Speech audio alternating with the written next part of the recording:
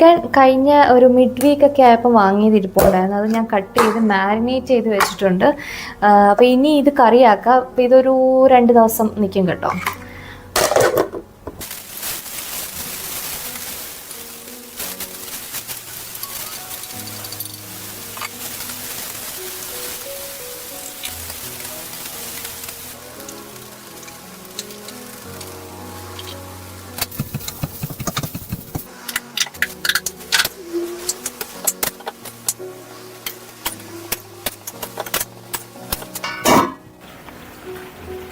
അങ്ങനെ ചിക്കൻ കറിയൊക്കെ ഉണ്ടാക്കി കഴിഞ്ഞു. ഈ ടൈം ആയപ്പം എൻ്റെ ലഞ്ചിനുള്ള സമയമായി കേട്ടോ. ലഞ്ചിന് വെണ്ടയ്ക്ക മെഴുക്കുവരട്ടിയും പിന്നെ കപ്പ പുഴുങ്ങിയതും ചിക്കൻ കറിയായിരുന്നു കേട്ടോ. അപ്പം ഞാൻ വേഗം പോയി ലഞ്ച് കഴിക്കട്ടെ. സമയം ഇപ്പം 8 മണിയായേ.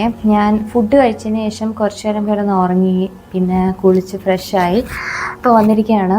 ഞാൻ രാവിലെ ദോശയ്ക്കുള്ള അരിയും ഉഴുന്നും വെള്ളത്തിൽ ഇട്ടിട്ടുണ്ടായിരുന്നു. അത് ഇനി അരയ്ക്കണം. അത് കഴിഞ്ഞിട്ട് ഇനി ചപ്പാത്തി മാവ് കുഴയ്ക്കണം.